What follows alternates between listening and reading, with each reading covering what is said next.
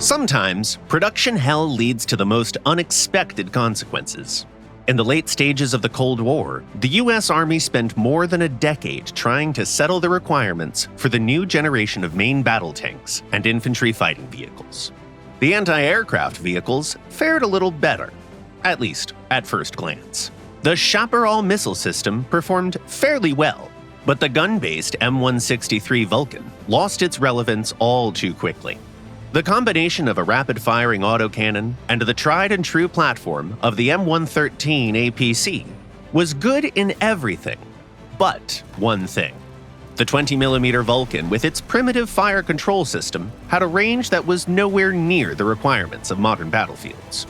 This problem could only be solved with a brand new vehicle equipped with a much more advanced electronic equipment suite and a larger caliber. Multiple companies came up with propositions in the late 1970s. Among them were General Dynamics and Ford Aerospace. Ford's project was pretty unconventional. Their vehicle was going to be equipped with a tracking radar based on the F-16 system. The armament of both projects was straightforward, though.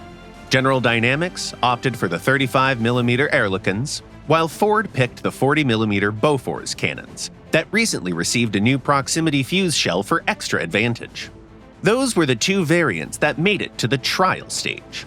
In 1980, the competitors presented their first propositions for Division Air Defense. That was the official name of the program.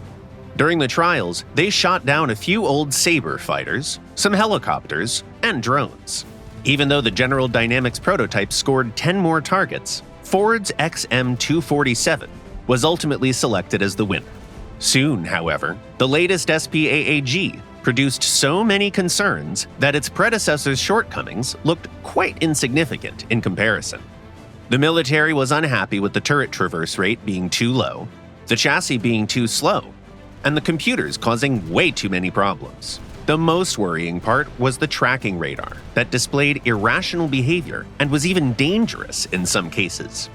The SPAAG couldn't tell treetops from helicopters, aimed at an exhaust fan in a nearby building on one occasion, and even pointed its guns at the stands full of observers during a test demonstration. A Ford representative later claimed that the vehicle had been washed right before the demo, which caused an error in its computer equipment. The incident with the rogue anti-air gun was reported by the press. The situation got so bad in the next few years that government officials appointed an independent watchdog from the Pentagon to oversee some extra tests.